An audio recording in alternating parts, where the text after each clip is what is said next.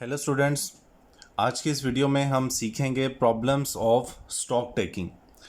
तो अगर आप नहीं जानते तो सबसे पहले हम डिस्कस कर लेते हैं कि स्टॉक टेकिंग होती क्या है। What is stock taking?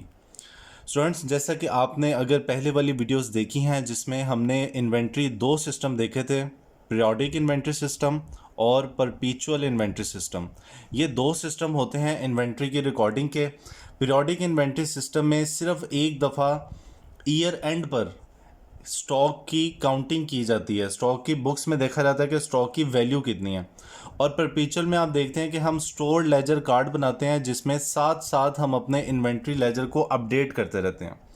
तो ये दोनों तो इन्वेंट्री को रिकॉर्ड करने के तरीक़ेकार हैं जिससे हम इन्वेंट्री को रिकॉर्ड करते हैं। अब होता ये है कि जब ईयर एंड आता है तो हमारे जो बुक्स हैं उसमें फॉर एग्जांपल वैल्यू आती है कि 50,000 की इन्वेंट्री हमारे गोडाउन में मौजूद है, चाहे किसी भी मेथड से आती है। तो इस वैल्यू को वेरीफाई करना ज़रूरी होता है कि वाकई 50,000 का स्टॉक हमारे गोदाम में पड़ा हुआ है या नहीं पड़ा हुआ। क्योंकि इन्वेंट्री को बाज़ औक़ात बड़ी ऑर्गेनाइजेशंस में इन्वेंट्री को रिकॉर्ड करने वाले लोग अलग होते हैं जबकि गोडाउन का स्टाफ अलग होता है। तो कहीं ऐसा तो नहीं कि गोडाउन से जो स्टाफ है वो इन्वेंट्री की चोरी कर रहा है या उसकी मेजरमेंट हो रही है या इन्वेंट्री ख़राब हो रही है, कोई भी सूरत हाल हो सकती है। जबकि हम अपनी बुक्स में रिकॉर्ड करते रहे कि 50,000 है, लेकिन जबकि एक्चुअल में वो 50,000 से ज़्यादा हो या कम हो, वो कैसे वेरीफाई होगा? इसी चीज़ को वेरीफाई करने के लिए साल में एक दफ़ा, नॉर्मली कम से कम एक दफ़ा स्टॉक टेकिंग की जाती है। स्टॉकिंग का मतलब होता है counting of stock, actual counting of stock. Stock को काउंट किया जाता है कि असल में इतना स्टॉक मौजूद है हमारे गोडाउन में या नहीं है। ठीक है, इसको बोलते हैं स्टॉक टेकिंग। इन फिजिकली इन्वेंट्री को काउंट करना ये स्टॉक टेकिंग कहलाता है। ओके, अब स्टॉक टेकिंग की प्रॉब्लम्स क्या क्या हैं और ये कैसे अराइज होती हैं, इनको किस तरह से अकाउंट फॉर किया जाता है। तो पहले देखें स्टॉक टेकिंग प्रॉब्लम है क्या। स्टॉक टेकिंग प्रॉब्लम ये है कि हमारे पास जो इन्वेंट्री की वैल्यू होती है वो ईयर एंड की डेट की होती है। Year and, for example first कर लेते हैं 31 दिसंबर। तो ईयर एंड पे जो हमारी बुक्स हैं वो शो करती हैं कि इन्वेंट्री है 50,000 की। लेकिन जब हम अपने स्टॉक को काउंट करने लगते हैं तो ज़रूरी नहीं कि उसी दिन में सारे का सारा स्टॉक काउंट हो जाए, क्योंकि एक दिन में सिर्फ 24 घंटे होते हैं। और अगर ऑर्गेनाइजेशन बड़ी है या इन्वेंट्री ज़्यादा है तो ये पॉसिबल नहीं है कि हम एक ही दिन में सारी इन्वेंट्री को काउंट कर लें, मुमकिन नहीं है। और भी कई वजूहत हो सकती हैं कि जो काउंट करने वाला जो स्टाफ है वो किसी प्रॉब्लम की वजह से लेट हो जाए, कोई स्ट्राइक हो जाए, कोई छुट्टी आ जाए। कई किस्म की प्रॉब्लम्स हैं जो कि आ सकती हैं टेकिंग में, स्टॉक टेकिंग में। देखें, अब हमने ईयर एंड हुआ 31 दिसंबर को, स्टॉक टेकिंग हमारी कंप्लीट हो 5 जनवरी को, 5 दिन के बाद। और 5 दिन के बाद जो हमारी स्टॉक टेकिंग कंप्लीट हो उसमें आ जाए 51,000। अब ये जो 51,000 है ये इन्वेंट्री की वैल्यू है 5 जनवरी को, जबकि हमें इन्वेंट्री की वैल्यू चाहिए 31 दिसंबर को। इन्वेंट्री हमारे स्टॉक में कितनी थी वो वैल्यू चाहिए। तो इन्वेंट्री की जो काउंटिंग है, स्टॉक टेकिंग है, वो नॉर्मली लास्ट ईयर की डेट पे कंप्लीट नहीं होती, उससे थोड़ा सा आगे होती है, या आमतौर पे हम पहले स्टार्ट कर दे तो पहले भी ख़त्म हो जाती है। लेकिन हमें वैल्यू चाहिए होती है 31 दिसंबर ईयर एंड की डेट की वैल्यू। तो इसलिए फिर स्टॉक टेकिंग करने के बावजूद हमें 31 दिसंबर की जो ईयर एंड की जो वैल्यू है वो नॉर्मली नहीं मिलती। तो फिर इसका सोल्यूशन क्या है, किस तरह से हम स्टॉक टेकिंग करके 31 दिसंबर या ईयर एंड कह लें कि हर ऑर्गेनाइजेशन का डिफरेंट भी हो सकता है, उसकी वैल्यू फाइंड कर सकते हैं। तो उसका एक ही सोल्यूशन है और वो है कि हम एक स्टेटमेंट बनाते हैं, statement showing the value of stock या फिजिकल स्टॉक। ये स्टूडेंट्स एक स्टेटमेंट बनाई जाती है जिसमें वैल्यू ऑफ स्टॉक हम फाइंड करते हैं ईयर एंड की डेट की। ठीक है, इस स्टेटमेंट का नाम है statement showing the value of stock या वैल्यू ऑफ फिजिकल स्टॉक। ठीक है, अब ये स्टेटमेंट है क्या, यहाँ पे स्टेटमेंट डिस्कस करने से पहले थोड़ा सा मैं आपको एक डायग्राम से समझा दूँ कि स्टॉक को कैसे काउंट किया जाता है।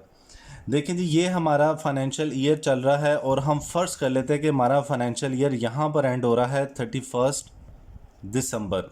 ठीक है, ये हमारा ईयर एंड है। ठीक है, और हमारी स्टॉक टेकिंग कंप्लीट होती है, फर्ज कर लेते हैं 15 जनवरी को। ओके, अब हमें अपने स्टॉक की वैल्यू सिर्फ इस डेट तक चाहिए, 31 दिसंबर तक स्टॉक की जो वैल्यू थी वो एक्चुअल वैल्यू हमें चाहिए। तो हम क्या करेंगे, हम ये करेंगे कि जब हम स्टॉक टेकिंग कंप्लीट कर लेंगे, फिगर हमारे पास यहाँ की इस डेट की आ रही होगी, तो हमने करना ये है कि इस फिगर में अगर कोई स्टॉक शीट अंडर कास्टिंग हुई है, अंडर कास्टिंग, अंडर कास्टिंग का मतलब है कि जहाँ पर हमने 5,000 लिखना था वहाँ पे हमने 500 लिख दिया, अंडर कास्ट कर दिया, कम लिख दिया। तो जितना भी हमने अंडर कास्ट किया होगा वो हम इस वैल्यू में ऐड कर देंगे, ठीक है। फिर जितना हमारा जो स्टॉक शीट है उसको अगर हमने ओवर कास्ट किया होगा, ओवर कास्टिंग की होगी, ओवर कास्टिंग का मतलब ये है कि 500 की जगह 5,000 लिख दिया, ज़्यादा लिख दिया, तो इसका मतलब इसमें ज़्यादा वैल्यू आ रही है, तो हम ओवर कास्टिंग को लेस कर दिया करेंगे, ठीक है। बिल्कुल सिंपल सी बात है कि हमने जो स्टॉक टेकिंग की, जो हमारी स्टॉक की शीट थी, अगर उसमें हमने कोई अंडर कास्टिंग कर दी, अगर हमने उसमें कुछ कम लिख दिया तो हम उसको वापस ऐड कर देंगे, अगर हमने कुछ ओवर कास्ट कर दिया, ज़्यादा लिख दिया, तो उतनी ओवर कास्टिंग को हम लेस कर देंगे, ठीक है। अगर ये स्टॉक हमने काउंट किया और कुछ स्टॉक था जो कि अभी रास्ते में है, अभी हम तक पहुंचा नहीं है, वो भी हम तक पहुंच रहा है, इसको हम बोलते हैं stock in transit, stock in transit. वो स्टॉक जो भी रास्ते में है, जबकि हम उसका ऑर्डर दे चुके थे पहले ही 15 दिसंबर, 31 दिसंबर तक वो हमारे गोडाउन में आ जाना चाहिए था, और वो जो हमारा स्टॉक है 31 दिसंबर का, उसमें भी उसको शामिल होना था। लेकिन क्योंकि किसी वजह से, किसी प्रॉब्लम की वजह से, किसी लैंड स्लाइडिंग की वजह से, किसी बारिश सैलाब की वजह से वो स्टॉक अभी तक नहीं पहुंच सका। तो अगर वो अभी तक पहुंचा नहीं, तो जो हमने फिजिकल काउंटिंग की है, स्टॉक टेकिंग की है, ऑब्वियसली उसमें भी वो शो नहीं हो रहा होगा। तो अगर हमारा किसी किस्म का स्टॉक इन ट्रांजिट होगा तो हम उसको भी ऐड कर लिया करेंगे, क्योंकि हमें इस डेट की वैल्यू चाहिए। अगर रास्ते में है हमारा स्टॉक तो वो है ना, लेकिन अगर रास्ते में है तो हम उसको अपने इस वैल्यू में ऐड कर लेंगे, ठीक है। एक और चीज़ है कि हमारे गोदाम में फ़र्ज़ कर लेते हैं कि कंसाइनमेंट की गुड्स भी पड़ी हैं, कंसाइनमेंट गुड्स। कंसाइनमेंट गुड्स वो गुड्स होती हैं जो हम किसी की सेल करते हैं। हमारे पास गोडाउन है, हमें किसी ने गुड्स भेजी जो कि हमारी नहीं थी, वो हमने अमानत के तौर पे रखी होती हैं और उनको हमने सेल करना होता है। लेकिन जब स्टाफ स्टॉक टेकिंग करेगा तो वो सारी गुड्स को काउंट कर लेता है, वो जो कंसाइनमेंट की गुड्स पड़ी होती हैं वो उनको भी काउंट कर लेता है, जबकि ये हमारी गुड्स नहीं होती, नॉट इन आवर ऑनरशिप। ये गुड्स हमारी ऑनरशिप में नहीं होती। तो जो चीज़ हमारी ऑनरशिप में नहीं है वो हमारा एसेट भी नहीं होता। तो हमें तो 31 दिसंबर को इन्वेंट्री की वो वैल्यू चाहिए होती है जो हमारा एसेट होता है। तो ये जो कंसाइनमेंट गुड्स हैं ये हमारे स्टॉक का पार्ट नहीं होती। तो अगर कोई कंसाइनमेंट गुड्स हमारे गोडाउन में है और वो काउंट हो गई हैं, जो कि काउंट हो जाती हैं, तो हम उनको लेस कर देंगे। अंडरस्टैंड? ये आपको समझ आ रही है कि under casting, over casting, under casting को ऐड, ओवर कास्टिंग को लेस, स्टॉक इन ट्रांजिट को ऐड और गुड्स कंसाइनमेंट गुड्स को लेस कर देंगे, ठीक है। इसी तरह अगर हमने इस डेट के दौरान 31 दिसंबर से इस डेट तक अगर हमने कोई सेल्स की हैं, तो सेल्स का मतलब है वो हमारे गोडाउन से चली गई चीज़ें, जबकि 31 दिसंबर तक वो हमारे स्टॉक में मौजूद थी। तो अगर हमने इस डेट के दौरान कोई सेल्स कर दी होगी तो हमने उसको वापस ऐड बैक करना है, क्योंकि हमें इस डेट की वैल्यू चाहिए। और अगर इस डेट के दौरान अगर हमने कोई परचेज रिटर्न्स किए हैं, परचेज रिटर्न का मतलब कि ख़रीदी चीज़ हमने वापस कर दी, अगर हमने वो इस डेट के दौरान किया तो इसका मतलब 31 दिसंबर को वो हमारे स्टॉक में मौजूद थी, तो इस परचेज रिटर्न को भी हम ऐड कर देंगे, ठीक है। अगर हमने कोई परचेज़ किए हैं इन डेट्स के दौरान, ईयर एंड और स्टॉक टेकिंग डेट के दौरान, तो हम उसको लेस कर देंगे। क्यों? क्योंकि ये परचेज़ इस डेट तक हमारे गोदाम में मौजूद नहीं थी। तो अगर हमने इस डेट के बाद कोई परचेज़ किए हैं तो वैल्यू इसमें आ रही होगी, तो हम इस परचेज़ को लेस कर देंगे। और अगर कोई सेल्स रिटर्न्स आई हैं जो कि इस डेट पे नहीं थी लेकिन इस डेट से पहले पहले हो गई, तो स्टॉक में काउंट हो गई, तो ऐसी सेल्स रिटर्न को भी हम लेस कर देंगे। ये सेल्स और सेल्स रिटर्न याद रखिएगा, हमेशा कॉस्ट वैल्यू पे हम यहाँ पे रिकॉर्ड किया करेंगे। तो ये कुछ इसकी अंडरस्टैंडिंग थी कि ईयर एंड की डेट के बाद से जो चीज़ें कोई ट्रांजैक्शंस होती हैं तो उनकी एडजस्टमेंट्स करके हमें पुरानी वैल्यू चाहिए होती है, जिसके लिए हम ये स्टेटमेंट बनाते हैं, statement showing value of stock. यहाँ पे वैल्यू ऑफ स्टॉक लिखा जाता है कि लेटर डेट पे जो भी वैल्यू ऑफ स्टॉक आती है हम पहले वो लिखते हैं, और ये एक फॉर्मेट टाइप है, इसको आप याद कर लीजिएगा कि क्या क्या हमने इसमें ऐड करना होता है और क्या क्या हम इसमें लेस करते हैं। देखिए जी, हमने ऐड क्या क्या करना होता है। एक तो हम ऐड कर लेंगे कि कोई सेल्स हुई हैं कॉस्ट वैल्यू पे, हम उसको ऐड करेंगे। कहाँ पे?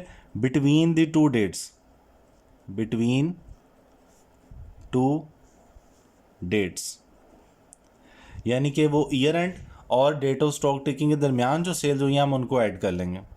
और इस दौरान अगर कोई परचेज रिटर्न्स हुई हैं तो हम उन्हें भी ऐड कर लेंगे। ठीक है।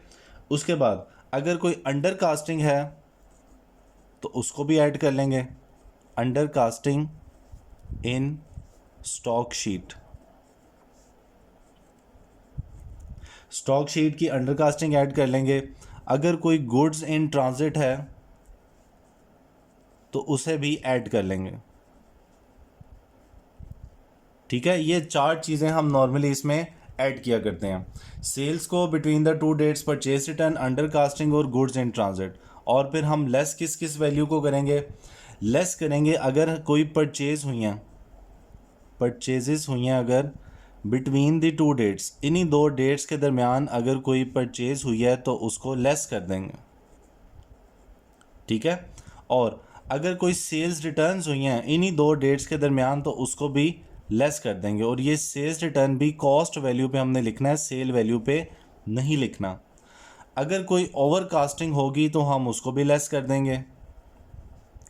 अगर कोई कंसाइनमेंट गुड्स पड़ी हैं हमारे स्टॉक में तो उसको भी लेस कर देंगे।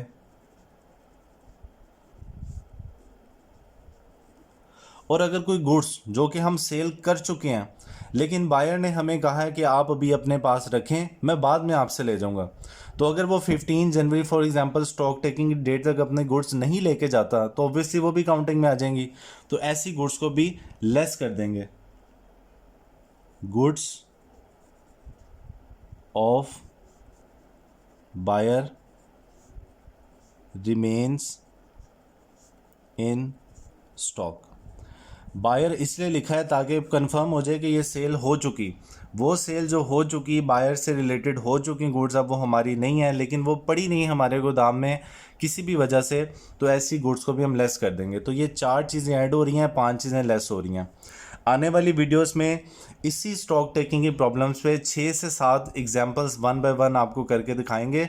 लेकिन उससे पहले ज़रूरी है कि आप इस फॉर्मेट को अच्छी तरह से याद कर लें जिसमें आपको कंसेप्ट के साथ पता चल जाए कि किन किन चीज़ों को ऐड करना है और क्यों करना है, और किन चीज़ों को लेस करना है और क्यों करना है।